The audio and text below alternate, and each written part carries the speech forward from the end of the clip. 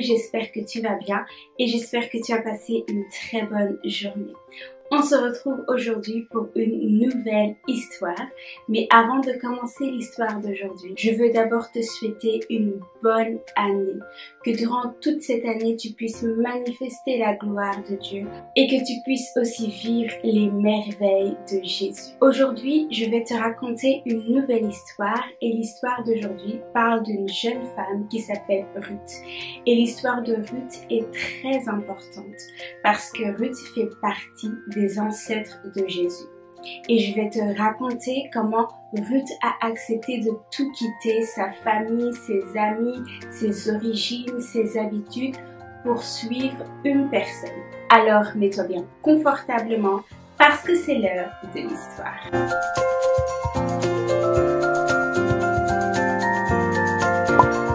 L'histoire commence des années après la mort de Samson.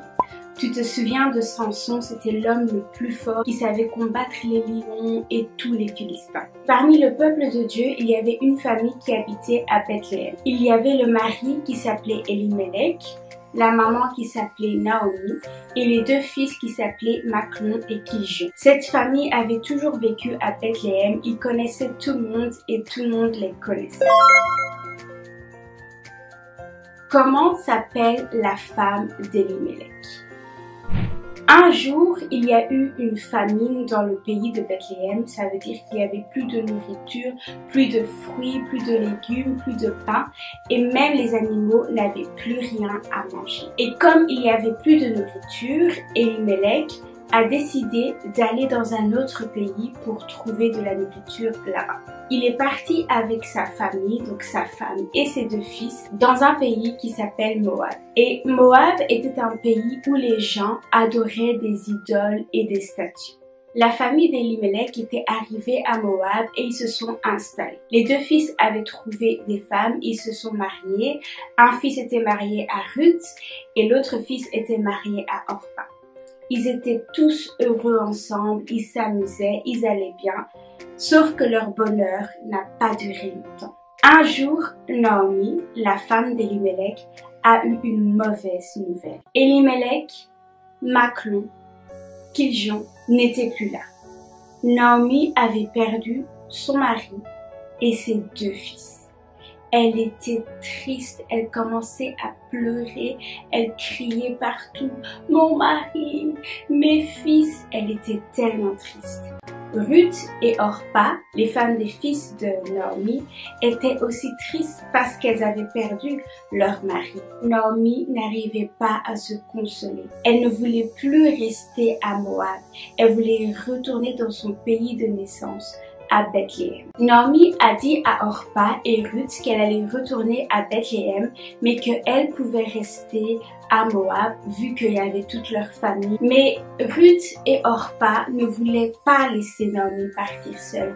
Elles voulaient rester avec Naomi.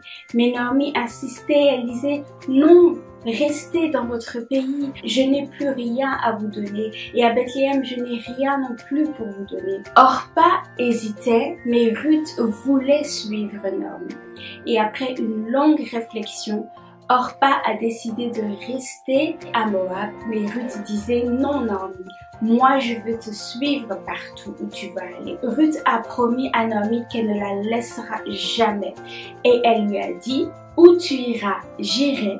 Où tu demeureras, je demeurerai, ton peuple sera mon peuple et ton Dieu sera mon Dieu. Où tu mourras, je mourrai et j'y serai enterrée. Naomi était très touchée par ce que Ruth venait de dire.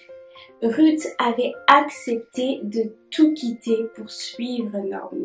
Naomi et Ruth ont pris toutes leurs affaires et sont partis vers Bethléem. Mais Naomi était toujours triste. Elle pleurait son mari et ses deux fils. Et quand elles sont arrivées à Bethléem, Naomi a revu ses amis et elle a dit à tous ses anciens amis qu'elle ne s'appelait plus Naomi, mais qu'elle voulait qu'on l'appelle Mara, ce qui veut dire amère, parce que la vie l'avait rendue amère. Elle avait tout perdu. Son mari, ses fils, ses biens, sa richesse, sa maison, tout. Qui a décidé de suivre Naomi partout? Ruth aimait beaucoup Naomi et Naomi aimait beaucoup Ruth. Naomi prenait soin de Ruth comme sa fille et Ruth obéissait à Naomi comme sa maman. Comme Ruth avait tout quitté pour suivre Naomi, elle ne connaissait personne à Bethléem et elle n'avait donc pas d'amis. Mais Naomi faisait tout pour que Ruth se sente à l'aise dans ce nouveau pays à Bethléem. Ruth était contente d'avoir Naomi qui prenait si bien soin d'elle et Naomi ne voulait pas que Ruth reste seule sans rien faire. Alors, elle a dit à Ruth qu'elle devait aller travailler dans le champ d'un monsieur qui s'appelait Boaz. Ruth était partie travailler dans le champ de Boaz et elle faisait très bien son travail. Elle travaillait tellement bien que même le propriétaire du champ l'avait remarqué. Boaz, qui était le propriétaire du champ, aimait beaucoup Ruth. Et lorsque Naomi avait entendu ça, elle était très contente parce qu'elle s'est dit que Ruth et Boaz pouvaient se marier. Après un certain temps, Boaz et Ruth se sont mariés. Ils ont eu leur premier fils et ce fils s'appelait Obed. Et Obed est devenu le grand-père du grand roi David. Comment s'appelle le premier fils de Ruth et Boaz? Voilà, c'était tout pour aujourd'hui. J'espère que l'histoire t'a plu et j'espère que tu as pu apprendre de nouvelles choses. Aujourd'hui, on a parlé de cette jeune femme qui s'appelait Ruth et on a aussi parlé de Naomi. Ruth faisait partie d'un peuple qui adorait des faux dieux, qui priait des statues. Et elle avait fait la rencontre de la famille de Naomi lorsque Naomi et sa famille avaient déménagé à Moab. Ruth avait aussi accepté de quitter toute sa famille, ses origines, ses faux dieux pour suivre Naomi à Bethléem. Et c'est à Bethléem qu'on prie le seul vrai Dieu. Ça ne devait pas être facile pour Ruth de tout quitter, mais heureusement qu'elle n'était pas seule. Naomi était là pour l'aider, pour l'enseigner et même pour la protéger. C'était dans le plan de Dieu que Ruth quitte son pays de Moab pour aller à Bethléem. Et comme Ruth avait obéi, elle est devenue l'ancêtre du grand roi David, mais aussi de Jésus, le roi des rois. Des fois, Dieu nous demande de sortir de notre zone de confort pour accomplir une mission. C'est quoi la zone de confort?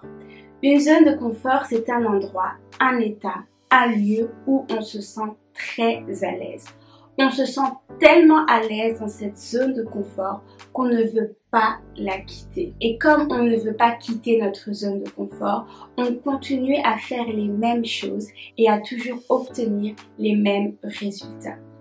Mais Dieu nous demande de sortir de notre zone de confort parce qu'il a besoin de nous autre part que dans cette zone de confort. Il veut qu'on sorte de notre zone de confort pour qu'on puisse aller accomplir une mission.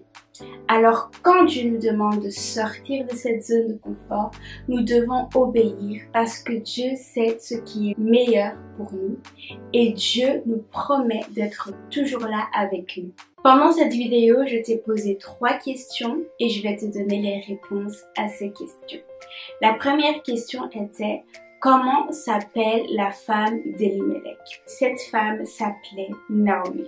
La deuxième question était: qui a décidé de suivre Naomi partout? Quand Naomi avait perdu ses fils et son mari, elle a décidé de retourner à Bethléem et Ruth a décidé de partir avec Naomi. La troisième question était: comment s'appelle le fils de Boaz et Ruth?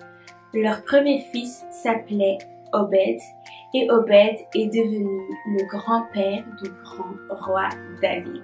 Avant de se quitter, je vais te donner encore la phrase de cette vidéo que tu peux répéter chaque matin avant d'aller à l'école et chaque soir avant de dormir. Je sors de ma zone de confort pour accomplir la mission que Dieu m'a donnée. Voilà, c'était donc tout pour aujourd'hui. N'hésite pas de partager cette histoire à tes amis, à tes frères, à tes sœurs, au monde entier. Et on se dit à très bientôt pour une nouvelle histoire. Bonne année et que Dieu te bénisse.